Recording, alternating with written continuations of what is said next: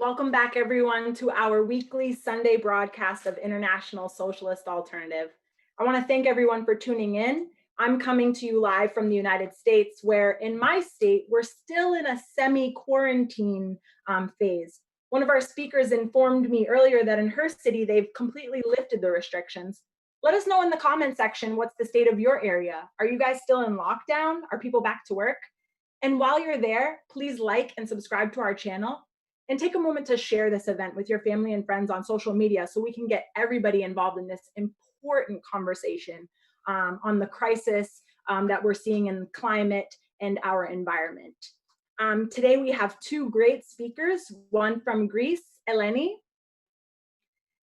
and another from Belgium, Michael. So today we're going to do things a little bit differently. We're going to put our speakers on the hot seat. I'm going to start with the first question, but after that, we're going to take questions from the comments. So please keep your questions short and to the point, but get ready to engage with us in the comments so we can have a really good discussion here today. So first, I want to ask Michael. Right now, coronavirus and the pandemic has led to a huge pause that we saw in historic mass movements throughout 2018 and 2019 around the climate, especially with young people. Would you consider it a pause, or is the issue kind of cooling down? Hi, Toya, and thank you for that pun about cooling down. But I think, speaking of cooling down, that the fires in Chernobyl, for the moment, the exclusion zone in Ukraine, for one, show that the issue is not at all cooling down. And fires are caused by a very abnormally hot weather at the moment. And in fact, what is there around Chernobyl is one of the largest wildlife areas in Europe, which will take years to recover because of the fires. And in addition to that, the fires are setting free potentially dangerous radionuclides at the moment that are traveling with the fire haze, because those forests there have been accumulating radioactivity because of the nuclear disaster in '86. And so that shows you how, in fact, the pileup of ecological crisis and disasters, in fact, can interact with each other and causing even worse crises. So yes, I think the issue will come back on the agenda, and ever more pressing than before. And let's not forget that one of the main reasons for youth to come out on the streets in those historic movements in the period in the last 2 years was that a sense of urgency, was the fact that it was necessary, and that urgency has not gone away at all, I think. But on the other hand, it's clear that there is a pause in the movement at the moment, and I don't think that's only because of COVID-19 or the pandemic. In fact, the height of the movement was already a few months behind us, in a way, and activists and youth were processing the movement. They were asking themselves what had been accomplished, what not, what did the movement lack, why did it slow down, etc. And I think that's the case with every movement. Every movement has to process and learn from its past. And also in Belgium, for example, we were in a lot of discussions before the lockdowns about what to do next with the climate movement. On the other hand, I think the current pandemic spotlights two of the main characteristics of the climate movement. One, the fact that the climate movement, just as the climate movement, this pandemic is a global issue that underlines, in fact, the question and the necessity for international solidarity. It was also that element of international solidarity and the global aspects of the movement that motivated youth to continue in the climate movement. They saw they were not alone, and they understood it was a global issue. And I think the pandemic today will strengthen that feeling of international solidarity between the victims of what is happening today on the question of climate and on the question of the pandemic. On the other hand, there was also the slogan of system change that was very popular in the climate movement. And so that's the second aspect, I think, of this global pandemic that will confirm the importance of the slogan system change by making it even more concrete, in the sense that it isn't just the climate that is being destroyed today, but it's also human lives in the pandemic. And by the fact that the system, capitalism, isn't even capable of providing testing, of providing healthcare, how could it provide a healthy environment? That's a question that will more and more be linked. Those questions will more and more be linked one to the other. And I think those issues could merge in the coming months through the social struggles in the post-lockdown period that we're heading towards. Hopefully, of course, but certainly also. And we always made the point when we intervened as socialists in the climate movement that in order for system to change, you need to name the system, to understand the system, and to provide an alternative. What do we ask for? How can we accomplish it? And that political outlook, or lack of it, was also a bit of a limit of the climate movements in 2019. But we explained, look, the system is capitalism, and it can be reformed on a fundamental way. And even if we want the most radical possible change under capitalism, the climate movement needs a program and demands that connects it with the working class, because the workers, they have the power to shut down the system. And that's the issue of system change. And to round up, I think we had, for example, the slogan of free public transport, which was very popular in the climate movement amongst school students. But the demand was never really put forward as a way to organize around as a way to organize around. And so today, in the pandemic, because of the lockdown, in Belgium, the bus drivers are in strike because of unsafe work conditions during this pandemic.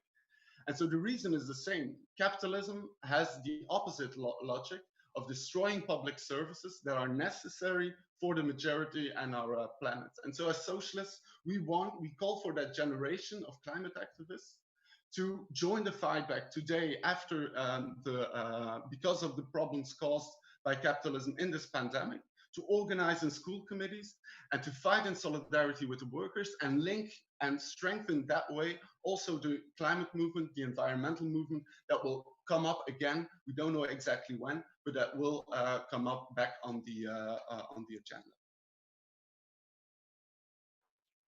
Thanks so much, Michael. And before we get to Eleni, I wanted to shout out Danny in Britain, who says that they are still in lockdown, but the Tories are trying to reopen non-essential businesses and schools. And, you know, without the mass testing that we need, Fabian spoke of this in Belgium, that there isn't mass testing, we're definitely going to see this crisis continue. But I want to go back to Eleni to answer the question of, you know, do you think that this movement has, you know, around the climate has stopped? Is it on pause? What's your take on the issue? Hi.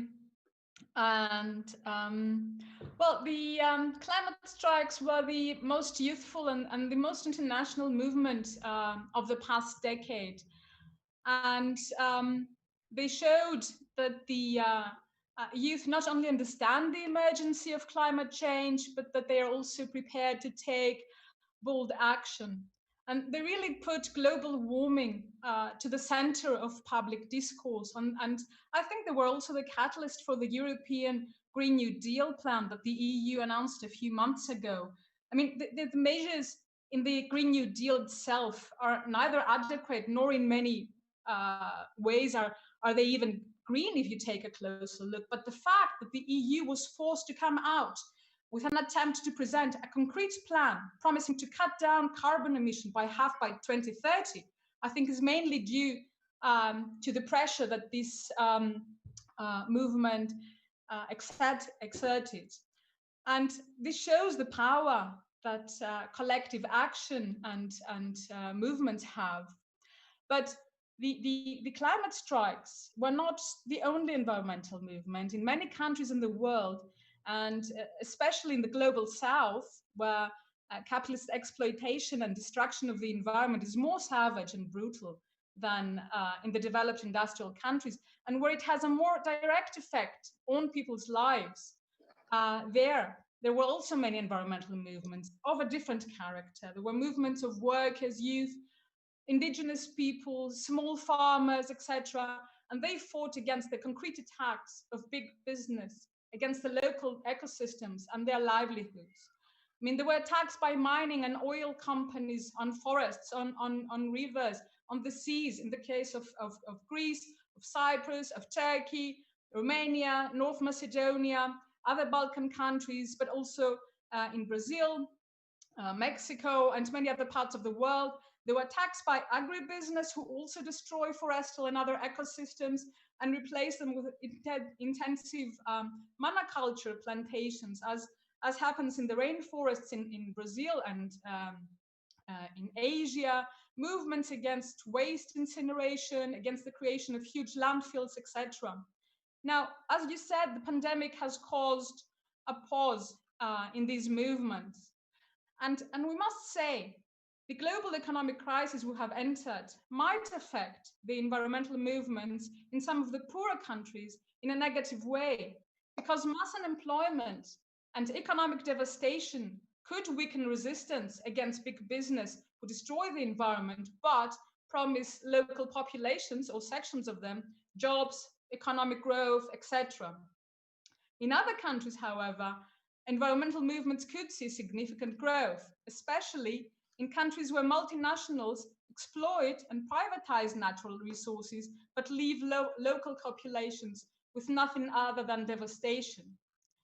Now, when it comes to the climate strikes, as Michael said, they had started to slow down in the last months of 2019. I mean, they reached their peak in September last year, where around 6 to 7 million young people took part in the demonstrations that were called.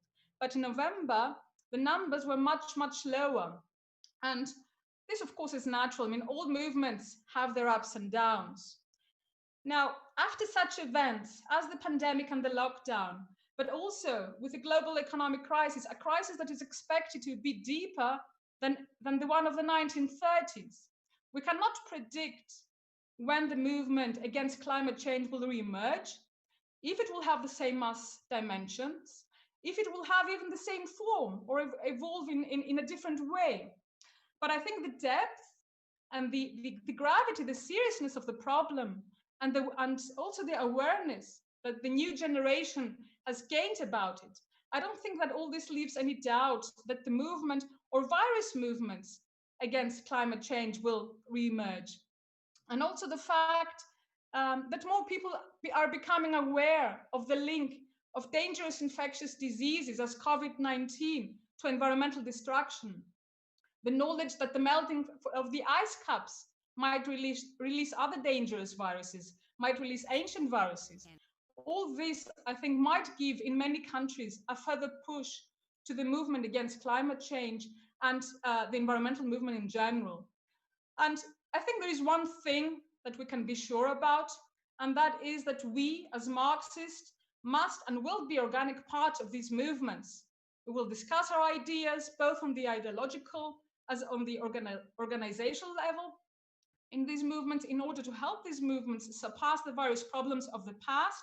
I think Michael mentioned some of them, become more successful, achieve victories, and also become an integral part of the struggle against capitalism and the building of a socialist society. Thank you so much, Eleni. So we have our first live question. And actually, we're going to go back to Eleni because this question is from Greece. So I want you to take it. What is the link between the viruses like COVID-19 and environmental destruction? You know, we're hearing a lot of talk about, you know, things in the pandemic and environmental destruction together. So can you explain for our viewers what that link actually is? Well, yes. Well, diseases transmitted from animals to humans are not something new. It's a phenomenon almost as old as agriculture and farming practices. I mean, measles came from cattle. Smallpox is thought to have been transmitted to humans by camels. The flu virus, it's a duck virus that was transmitted to humans through chickens and pigs and so on. However, in the second half of the 19th century, the vast majority of these infectious diseases had been controlled through vaccinations and other means. However, the capitalist model of development had already paved the way for the spreading of new viruses or new virus strains and for the outbreak of new pandemics. And it did it by mass environmental destruction and also by a radical change in agriculture and farming practices. The destruction of the environment is today very closely related to the spread of disease. For example, in Brazil, it has been observed that for every 4% in forest devastation, the incidence of malaria in human increased by 50%. The Ebola and the AIDS viruses, who have been transmitted to humans through primates like gorillas and chimpanzees, they have emerged through the destruction of the forests in the Congo Basin by the logging companies and the mining companies. I mean, the destruction of animal habitats, the change in the dynamics in their populations, as well as the change in the dynamics and the balance between human and animal populations, lead to the transmission of viruses or of new viruses or of new virus strains from animals to humans that can develop into epidemics and pandemics. But according to Rob Wallace, who's an evolutionary biologist at the Agroecology and Rural Economics Research Institute in St. Paul, Minnesota, factory farms are the best way to select for the most dangerous pathogens possible. Pathogens are viruses, are bacteria, are parasites. And the reality of factory farming is nothing like commercial advertisement pictures. I mean, cows grazing in the meadows and chickens strolling in big farms. The real picture is one of huge factories with tens or even hundreds of thousands of animals immobilized with metal bars or in cages, standing for much of the day in their feces, away from the sun. The sun's ultraviolet radiation kills viruses, etc. So these are conditions that dramatically increase the stress on the animals. They severely weaken their immune system, and the huge concentration in numbers on its own, the huge concentration of numbers of these animal populations, let alone being immobile and with compromised hygiene, it creates conditions similar to those in the trenches and the barracks of soldiers in World War I, where the deadliest flu pandemic in modern history broke out. It was called the Spanish flu. It creates conditions in which a virus can evolve its virulence. I mean, the harm it inflicts, and it can become very powerful, very lethal, and it can also speed up its transmission rate. There are already some very lethal viruses out there. I mean, the flu virus, for example, H7N1, kills 1/3 of the people it infects. The flu virus H5N1 kills 50% of the people it infects. These viruses have killed only a few hundreds of people in Asia so far. And what has saved us is that they don't transmit easily from human to human, like SARS-CoV-2 does, the virus that gives us COVID-19. SARS-CoV-2 has a very low mortality rate compared to these viruses, but it transmits very easily. Can you imagine what would happen if you would have one of these viruses with a very high mortality rate evolving its virulence, evolving the speed it transmits? Now, scientists have been describing all these processes, all these dangers of factory farming, all the dangers of environmental destruction. And they have been describing and warning for years and decades. Rob Wallace is one of them. Robert Webster, he's a flu specialist in the World Health Organization, and many others. And these dangers have also been described in the analysis of the Food and Agriculture Organization of the UN. However, although capitalism continues to put profits before people's health, before people's lives. And although they have been warned, they didn't take any measures. They didn't stop environmental destruction. They don't take any measures against factory farming. They don't even invest in the public health systems to be prepared in the case of an epidemic. This is capitalism. Thank you so much, Eleni. And before I go to Michael, I'm sorry, I just want to do a follow-up question because we have Laura from the US who is a vegan. And so animal rights is something that's important to them. And they asked about, the need to include animal rights in the fight for socialism. So just very quickly, Eleni, what do you say to a vegan? Is there a place for animal rights in the fight for socialism?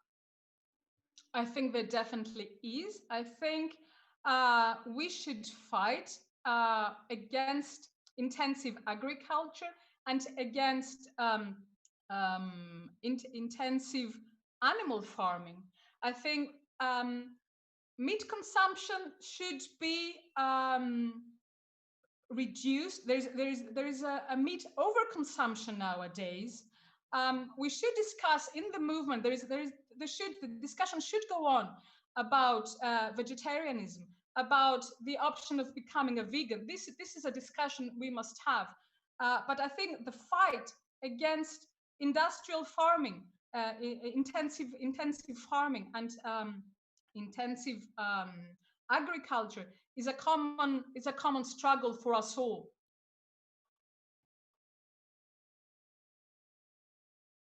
Thanks so much. It's definitely a discussion that's had. I know here a lot in the US, people want to do their part in helping with the environment. And so what steps can people take? I think you really nailed that. So I wanted to say quickly before we go to Michael that socialists have a rich history of organizing the working class for over 100 years. There's many things written about it and you hear talk of it.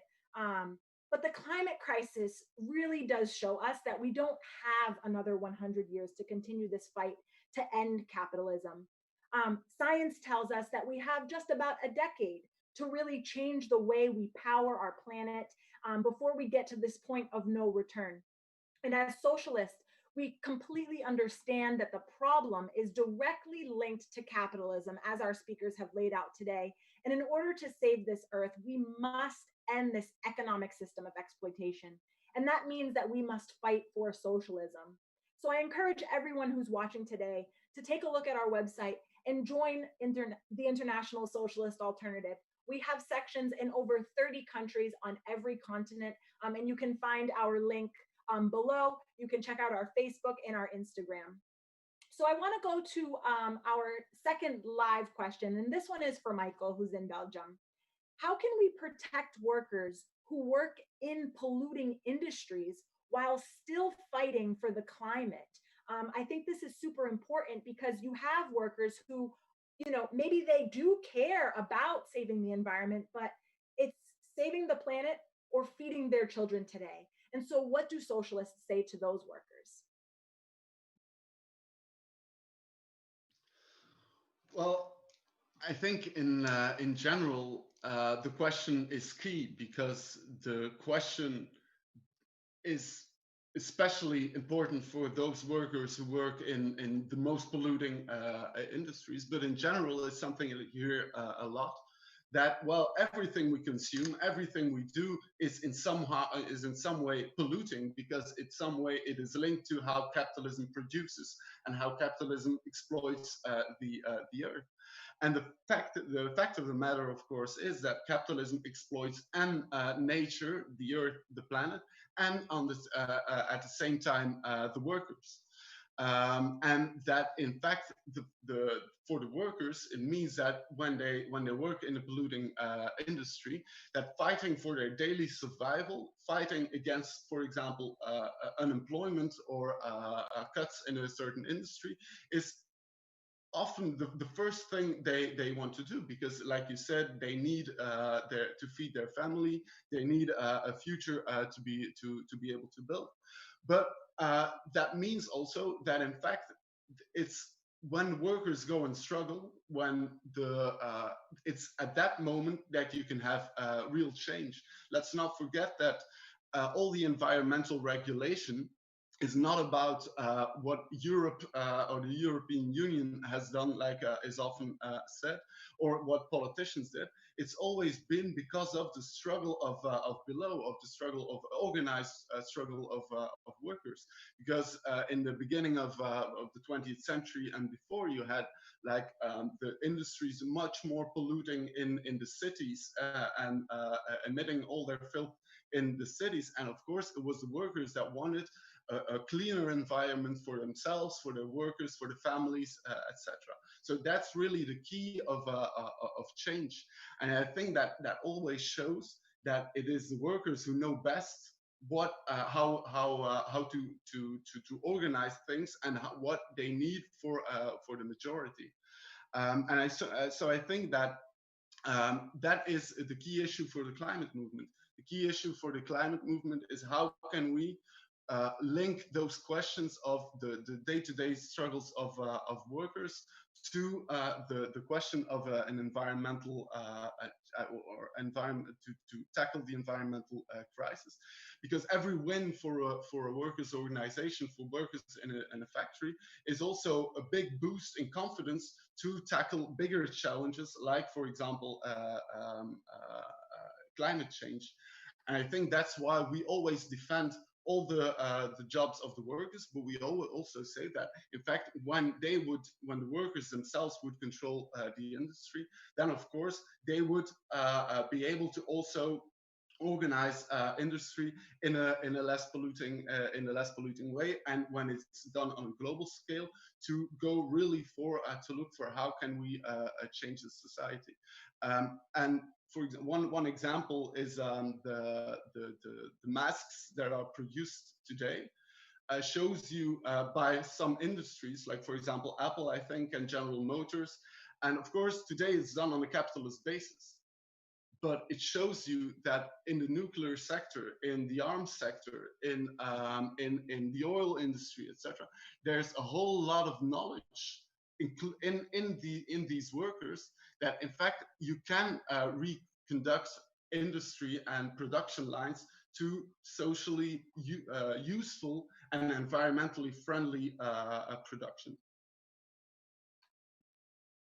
Thank you so much, Michael. And I mean, my next question links to what Michael was talking about, but for me personally, it's very important. I work in the building trades. I'm an electrician, and I'm constantly building things that aren't necessarily needed at this time. And I try to talk with my coworkers about what are things that we could build that we need. So, Eleni, can you talk about green energy and what it would take for society to transition in that way? Well, yeah, green energy technologies are there. What lacks is the will of capitalism to invest in green energy infrastructures. Capitalism doesn't, at least to the degree and scale it should and it could. It doesn't want to shift from fossil fuel to green energy, which could take place very, very fast. And it doesn't apply. Capitalism doesn't apply. There is transformation because it means that it has to clash with one of the most powerful industries on the planet, the oil, gas, and coal industry. This is the industry that provides 86% of the energy on the planet. The industry where the vast majority of the 100 companies responsible for 70% of the greenhouse gas emissions belong, which is around half of total anthropogenic gas emissions. And this industry is one of the founding stones of capitalism. And capitalism would never touch its founding stones. But it's also interesting to discuss something else. The way capitalism applies green energy solutions. Because when it does it in a very, very problematic way, very often. I mean, it is rarely the case that then that before a renewable energy infrastructure is built in an area, that a decent study has actually been done about which type of renewable energy technology is more suitable for the area, both in terms of efficiency and in terms of which type of technology will have the smaller impact on the environment, because renewable energy technologies do have an impact on the environment. But if the technology is probably used, the impact is, of course, incomparably smaller than the one of fossil fuel. And just to give you an example, wind farms have been set up in Southern Europe everywhere, including protected areas, natural reserves, where no intervention should take place. They have been installed in the roads of migratory birds, causing massacres. The result is that they have inflicted more harm than good on the environment.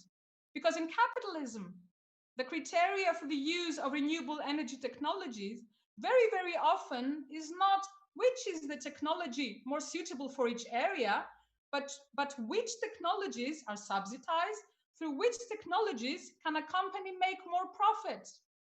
We have huge wind farms that have been set up in the Northern European Sea. What do the studies say about the impact on the marine ecosystem of these wind farms? They're not sure yet about the impact. They have installed the wind farms first on a huge scale, and we will find out later if they are actually safe for the marine ecosystem or not. And all this is done in the name of combating climate change. But we shouldn't have to choose between combating climate change and protecting the different ecosystems on Earth. It's a false dilemma. It's a dilemma created by the capitalist greed for profit. I mean, wind, solar, wave, tidal, all this renewable energy sources, they can be used to save the environment, but capitalism has very often weaponized these technologies, amazing technologies, and has managed to inflict through them harm to the environment instead of good, in order for big business to make profit. And this is not only the case with renewables. I mean, an important green technology is, for example, hydrogen technology. And it has been overlooked for a very, very long time. Hydrogen, if produced through water electrolysis and with the use of renewable energy technologies such as photovoltaics, is a very green type of energy. It has also the potential to solve the problem of renewable energy storage. It has the potential to surpass the limits of energy storage posed by the batteries. And it also has very, very useful byproducts, oxygen and pure water. Now, the way European capitalists are planning to use hydrogen technology in the next years, as described in the European Green Deal, it's not even worth calling greenwashing. It's unbelievable. So capitalism is a system of pseudo solution, a system of unscientific applications of the most amazing technologies developed in order to make profit and not to save the planet. Thanks so much, Eleni. I mean, here in the US, we see it all the time where they'll knock down a bunch of trees to build a solar farm, or, you know, how you mentioned with the wind turbines. And so talking about other types of green energy, you know, not the ones that we think of, you know, wind and solar, I think is super important. I mean, it shows the need for, you know, more education, more scientists to be produced. It just brings up so many more questions. So I'm really glad you brought that in. We're going to go to Michael. We have a question a little bit in a different direction. So we've gotten this question a couple of times. Brune, I hope I'm saying that right. I don't speak French or Flemish or whatever you speak in Belgium. I'm sorry. And Amaya in the US. But some are putting forward the idea that the pandemic and the lockdowns are actually positive. Of course, I would assume not thinking about the economy, but for the environmental purposes, because they're part of the solution of climate change. What do you say to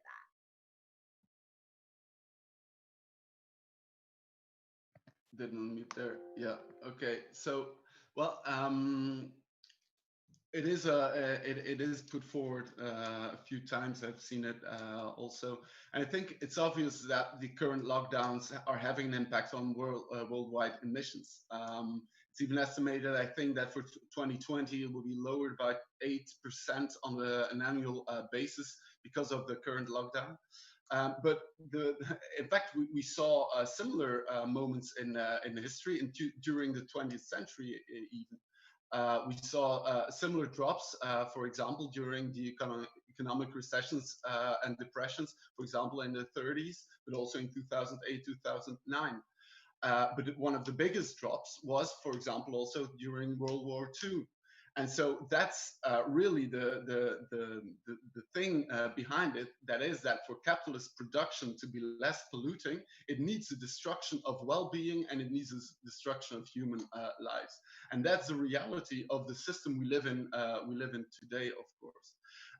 But if you look then at the average ecological footprint of the average human being is rather small. In fact, for example, in the neo-colonial world, it's very small compared to the developed world. But even in the developed world, it's the richest 1% that emits as much carbon as the 50% of the world population. And historically, that's even less. So that shows you that, in fact, the question of degrowth under capitalism is something that is not really means that nature will be less exploited, because capitalism will restart. Capitalism cannot stop to reproduce again. In fact, the year 2009 or 2010, so the year after the drop because of the pollution during the financial crisis of 2007 to 2009, so the year after that drop, it was the biggest jump in emissions ever seen. So that was because of the fact that capitalism had to do everything to restart the production and especially the profits.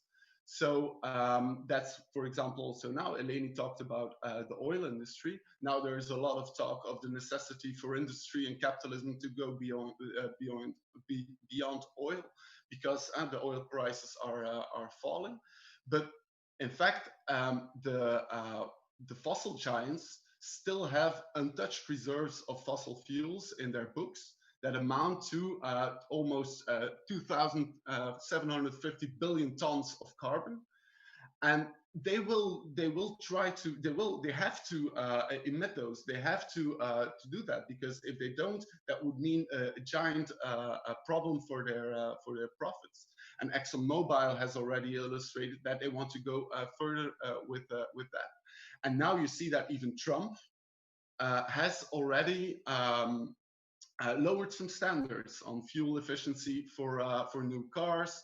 He has frozen rules on air pollution. He has proposed to drop review requirements for natural gas terminals, and a whole sort of elements like that. There you see that the capitalist crisis, in fact, will not, that degrowth today under capitalism will not mean that nature is less exploited. It would merely mean there's a very short break, causing casualties amongst ordinary people, just to restart exploitation of the planet all over again, and even in a harsher way, by diminishing the regulations, the small regulations that exist today, in order to make profit again. So it shows you that in this system there's no solution, not even the one of degrowth.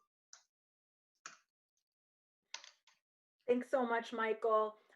So I have one more question to kind of wrap up this discussion for both of you, but first we're going to go to Eleni. We've had a lot of comments and questions on different parts of what a socialist solution means, because we've talked a lot about why capitalism is the problem. For example, Tim from Canada talked about mass transit. Paul from England asked about workers' control over production. But how do you think that socialist change can, before it's too late, how do you think it can turn this crisis around? Eleni, let's go to you first. The first thing a socialist society would do is it would implement the drastic turn we need from the burning of fossil fuel to renewable energy technologies and hydrogen technology and other technologies. In order to do that, one of the first things we would do is we would bring the companies that are responsible for the fossil fuel industry and the companies that pollute, we would bring them under the ownership and control of society. And we would use their wealth to convert them without any job losses to companies that would produce energy and fuel using renewable energy sources and hydrogen technology. And we would also plan energy production based on the needs of the society and not based on the profits of the capitalists.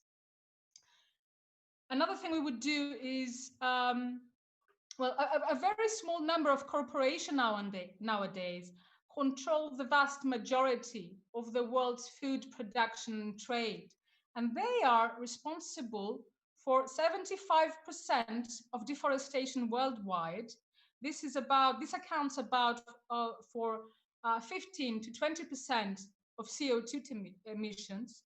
The destruction of other valuable ecosystems, and the mass use of agrochemicals, which affect both nature and our health. Food and agribusiness are also the second largest contributors to other greenhouse gas emissions, such as methane, and they're responsible for about 30% of the total greenhouse gas emissions related to human activity. So we would take these corporations from the hands of the capitalists. We would stop deforestation.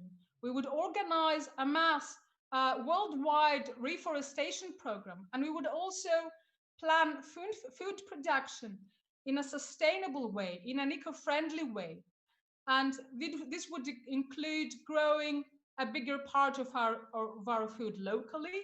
It would include using traditional varieties of seeds and animal breeds. We would do it in extensive.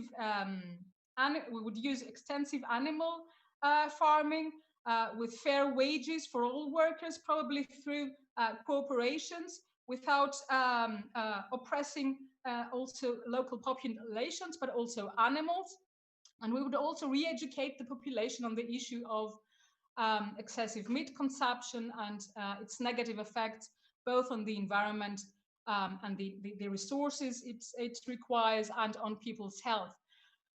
We would also implement a mass public investment plan in high quality and efficient free public transport, as other people have commented.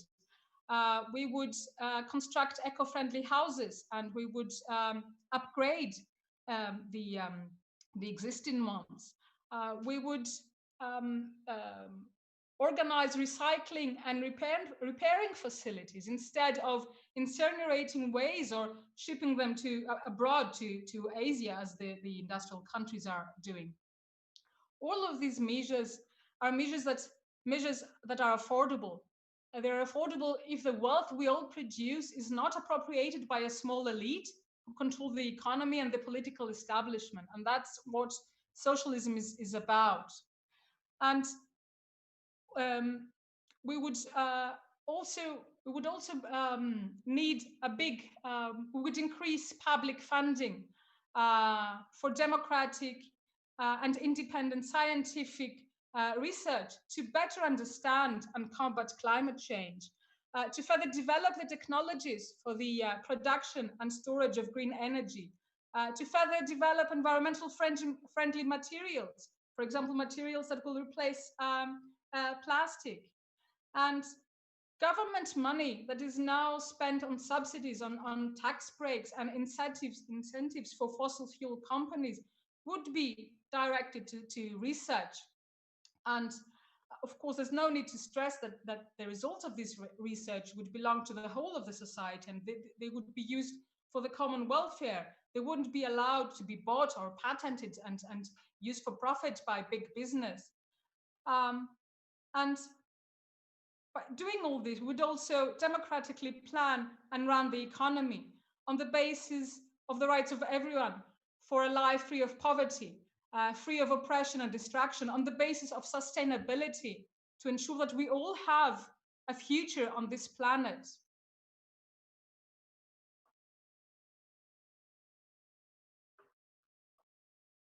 Thank you so much, Eleni. You touched on a lot and what it takes, what it's going to take for us to really transform society.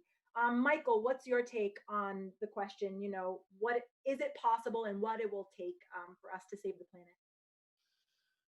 Well, of course, there's a lot that has been said. I'd like to add that the whole point of the limits of this planet are, of course, the limits also of capitalism today. So what exactly will be possible under a socialist society, it's still to be seen. But even now, you could already say that the potential for renewables is huge, and it's been said that it's 10 times the need of humanity today. The question is how to get there, of course. And there you need the question of organizing, the question of being part of an of the idea of really revolutionary change, which it is in the end. It's the changing of the way that today the relations on the scale of production are made. And for that, of course, you need an organization that has learned from the past, that will try to organize to make that change. And I think the main issue about the question of why socialism can give an answer to that is because it's a difference between a planned economy and a capitalist economy, which is really just an anarchy on the level of production. If you want to produce something because you think it will make profit, you do it. I mean, that's one of the reasons why there's so much waste on this planet.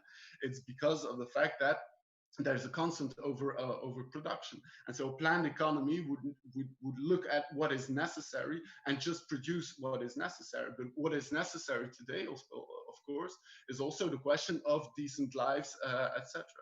But part of decent lives, part of the future of humanity is, of course, the question of the environment. And so I think that the question of a planned economy is the fact that on an international and a national level, there will be targets to that will be put forward for what do we need of production, and where do we invest in, like Eleni said, in all the new technologies that are necessary. And that means that you also need the levers to do that, to be able to invest. And let's not forget that 2018 was one of the 2019, sorry, was one of the record years of investment in the arms industry.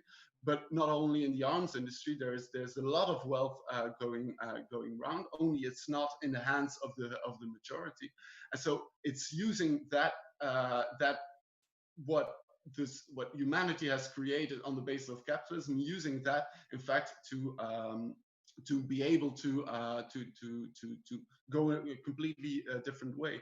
And one of the main things in that, and in Greece they know about that, it's the struggle for the nationalization of the entire banking system.